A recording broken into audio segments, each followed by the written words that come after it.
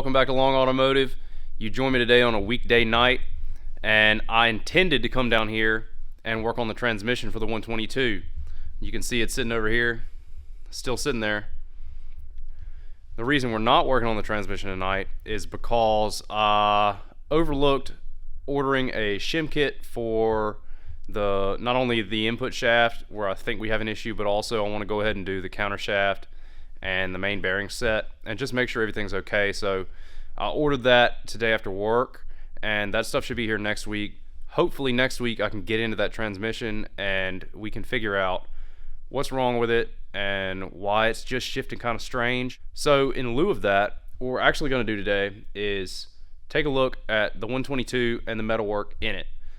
I was looking around under the car and kind of decided that now would be a good time to go and fix up some of the tunnel work that I neglected to do or didn't have time to do, as well as I'm going to go ahead and show you where the rust actually is in this car. Now, if you watched the first episode, you'll remember that I said this thing sat in a field in Texas for a lot of years, and Texas is really good to cars because it's dry and it doesn't generally rust very quickly. That's true with this car. This car really only has rust in a couple of areas, and they're really easy to find. And honestly, there are a couple of areas that are probably going to rot on most of these things if you go look at one. So it could serve as a heads up if you want to go look at one of these things. A couple of areas that you can expect maybe you're going to have to address. So let's get into that. So you'll remember this from pulling the transmission. The car has not moved very far, or at all, in fact. But I can't help but poke around things. Those black areas in there, never mind that surface rust and the pretty hacked up shifter hole. Those black areas are where the corner of the transmission sit, and this tunnel is actually out of a P1800 ES, the same ES that the rear end came out of, in fact. And the trans didn't fit when I got it in there, and I was in a big hurry. So there it sits. The rest of it's okay. The drive shaft tunnel's fabricated back through there, but I'll show you. That's the rear floor. This stuff here, not great. These are all holes. Not great. So let's see there. Now I have addressed some things in the car. This panel back here was completely rotten when I got it, and that lower valence side skirt, whatever you want to call it, was rotten as well, and I went ahead and replaced both of those things.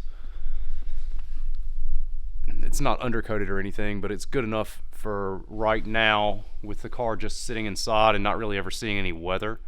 The thing leaks a ton of water as it is inside from the windshield seal, so another thing we need to address in the future. If you move up front here, the front floors are actually really good, and that's the original undercoating and stuff, so we won't have to do anything up there. What we can do next is drop the car down. I'll take the carpet out of it, and we'll go ahead and pull the seats and stuff out, and we can show you where I left the inside of this thing. Like I said, it's pretty rough and ready. Did not have a lot of time, and hopefully in the future we can actually get into the reason for that, which is the road trip that I took in this thing across the country. Not really last minute, but with a tight deadline. And what you'll find inside of this thing, in fact, is the cheapest, crappiest Amazon red speaker box carpeting that you could ever ask for, and a little foil layer just to try and do something for heat protection.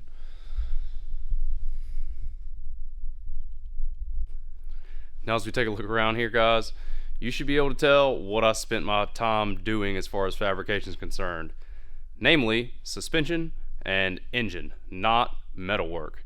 And I don't claim to be some kind of metalwork wizard, because I'm really a novice and I'm learning as I go, but I know enough to get myself in trouble and fill big holes up.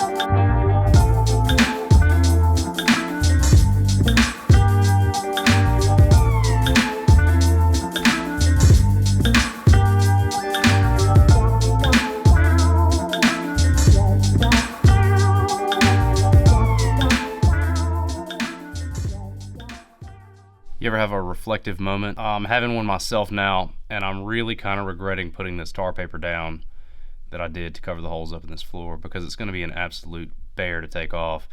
Now that I've actually got the carpet out, and I'm trying to, I'm definitely going to have to get a heat gun out here. It's going to stink, and I'm not going to enjoy it. Show you what I'm talking about here. So in the rear floor, I just covered the holes up with this reflective tar paper, which worked just fine for the purposes I needed, and I put it up front for, you know, like noise and sound insulation. Again, it worked fine for that. Now that I got to take it up, it just, of course, because it's tar paper, it's glued down. So I guess I got to go to work on that. But you can see front floor pan there, that's some of the original asbestos matting they bragged about.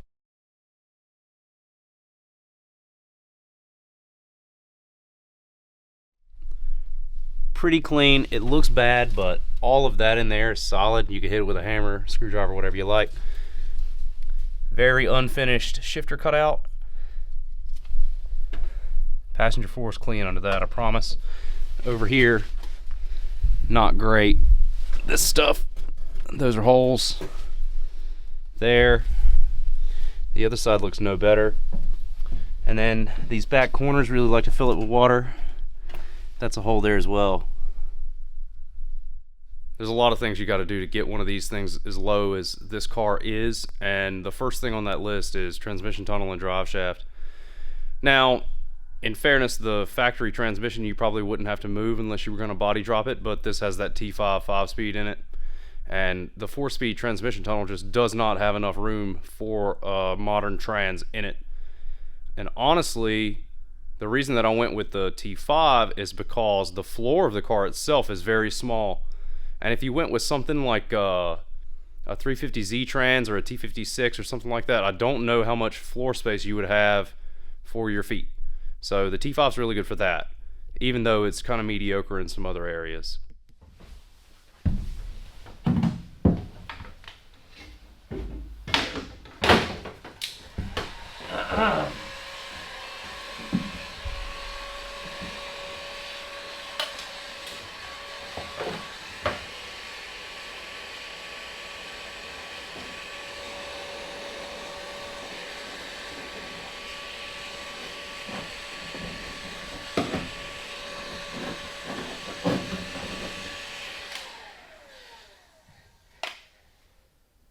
Dry ice takes up tar paper.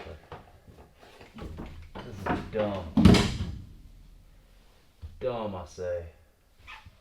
So,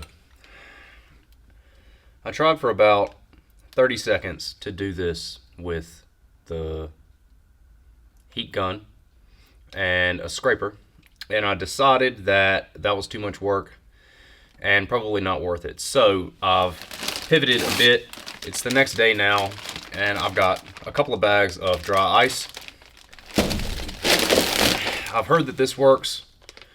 We're gonna give it a shot, and I'll leave it on here for a few minutes, see if it breaks it up. Unfortunately, here around the tunnel behind me, that's the side that header's on, and of course, you could have predicted this. That tar is just a disaster over there, so I don't know what I'm gonna do yet. I'm going to start by trying to get it off the rear floors, because that's the area I really need to address. If I leave that stuff up in the front, it won't be the end of the world for now. I do want to get it up eventually and kind of treat that area for the surface rust, because I never really did that. But, you know, here we go.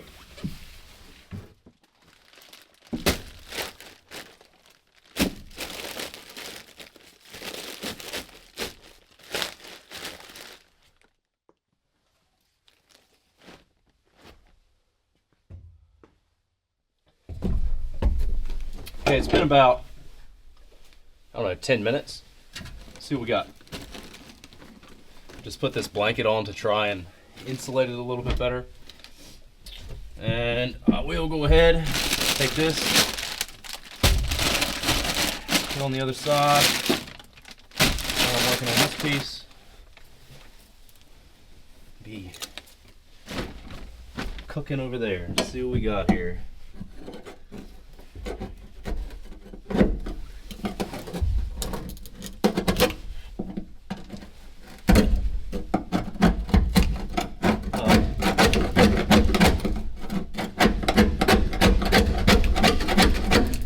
certainly not perfect, but I do think it's coming up. This has been on here for, I think, 5 years or so. A lot of miles.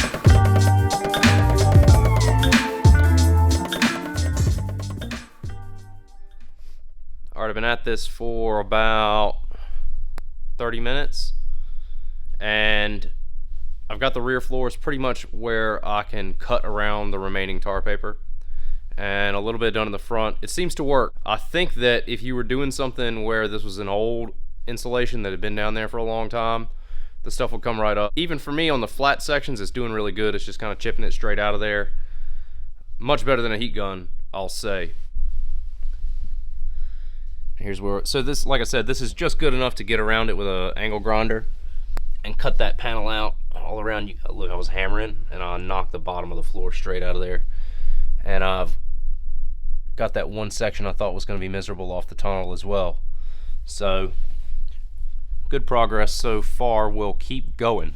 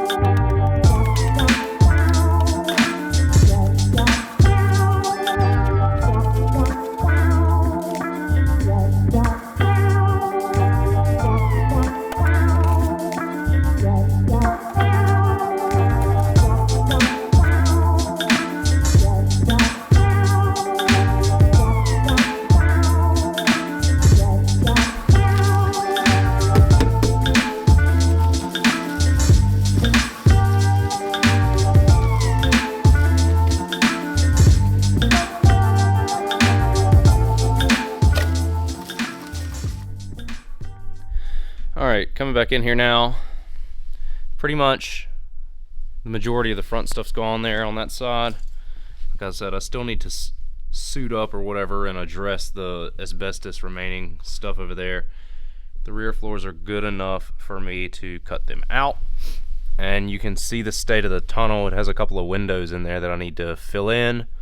And I have a parts 240 in the woods I'm going to cut the shifter tower out of and weld in here as well at the same time. Only thing I really found in the front that I forgot about was a little hole there. I think maybe you can see. That's it. Nothing serious. The corners are super clean. Same on the other side. But we are in dire need of a set of rear floor pans. And believe it or not, I actually bought those rear floor pans to fix this thing quite a while ago, maybe 5 or 6 years ago, and it just wasn't in the time frame for this project when it was built. Speaking of which, I am in a future episode going to come back and share with you the build story and bucket list road trip that I did in this car and the reason that it's built in the first place. I don't have a ton of video from the road trip, not much of any actually, but I have a lot of pictures and stuff, and I'll do my best to sit down with you guys and make it not boring. I'm not sure how much success I'm going to have there, but we'll see.